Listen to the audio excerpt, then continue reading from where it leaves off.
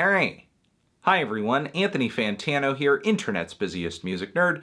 Hope you're doing well, and it is time for a review of the new Florence and the Machine album, High as Hope. This is the fourth full-length album from singer and songwriter Florence Welch and company. Back once again, I'm sure, for a gallant display of art pop, chamber pop, with maybe a touch of piano rock on the side. If you remember, the band debuted with a pretty explosive album that put quite a bit of attention on them right away. They have been pretty consistent with the quality of their work since then. I enjoyed their last full-length album quite a bit. How Big, How Blue, How Beautiful. However, despite the incredibly catchy songs and vibrant production and somewhat electrifying performances on this record, I did walk away somewhat underwhelmed because the record overall did feel kind of one-dimensional. The instrumentation on this album, I would call it persistently grand.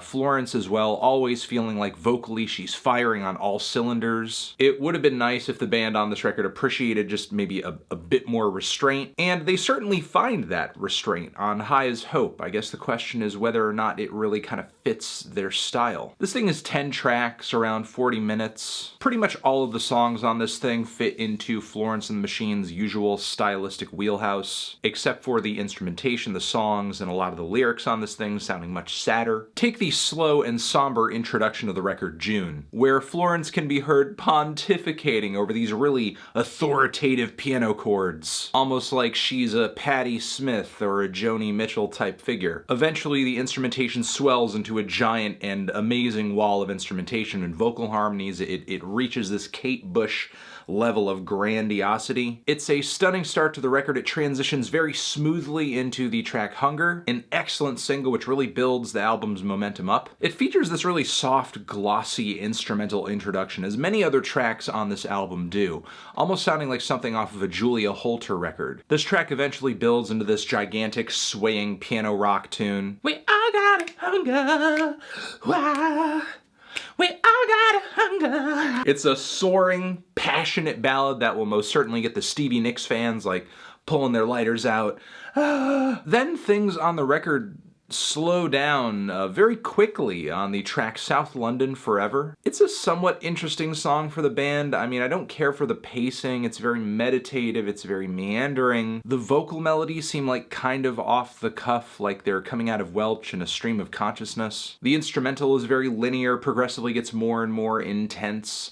The track sort of seems like it's mostly being guided by the lyrics and the narrative and the story, as Welch is kind of singing about these nostalgic moments earlier in her life, as it sounds like Florence and the Machine were in their more formative years. The dark and pensive Big God isn't a bad cut on the album either. I appreciate the pain of the love that Florence is singing about on this song, kind of being of religious proportions. It does have a very large and impressive instrumental build, even if the progression to get to that point is a little tedious. Even though tracks like this one and Grace do take a softer, a quieter approach volume-wise. The difference between this LP and previous Florence efforts feels like it's still only skin deep, because even if there is more personal, introspective, and dejected lyricism on this record, this album still feels like no less of an attempt to create these very regal, showy, overblown pop songs, which might have been improved with a better structure and just meatier backing instrumentation, like the song Patricia, easily one of my favorite cuts here. 100 Years has certainly the biggest and the greatest instrumental climax on the entire record, again, even if the progression to get to that point is a little tedious, especially with the very rustic stomping and clapping percussion all over the cut, which is cute at first, but then after a while it just feels a little awkward. Of all the quieter and subtler cuts on this record, the best of them actually come toward the very end. The song The End of Love creates a very intimate atmosphere with some piano strings, vocals, and vocal harmonies. And the song No Choir, as short as it is actually an excellent finish to this album because it's pretty much the record's modus operandi, with Florence singing about how she's been having a hard time writing about happiness and happy moments in her life because she finds happiness to be so uneventful. This track actually features some of my favorite lyrics on the entire LP, and if tomorrow it's all over, at least we had it for a moment, oh darling, things seem so unstable, but for a moment we were able to be still, and there will be no grand choirs to sing, no chorus will come in, no ballad will be written, this will be entirely forgotten. Again, a very wonderful moment of finality on the record that kind of explains the LP's very moody demeanor. Even though I do think there was a midpoint on this album that hit a little bit of a lull, I still think this is a very lavish, poetic,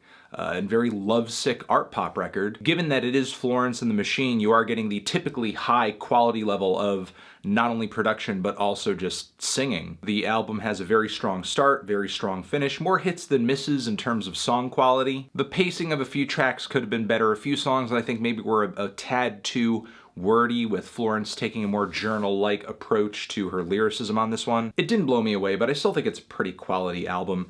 I'm feeling a strong 6 to a light 7 on this one. Transition, have you given this thing a listen? Did you love it? Did you hate it? What would you rate it? You're the best, you're the best. What should I review next? Hit the like if you like, please subscribe, and please don't cry. Hit the bell as well. Over here next to my head is another video that you can check out. Hit that up, or the link to subscribe to the channel. Anthony Fantano, Florence and the Machine, forever.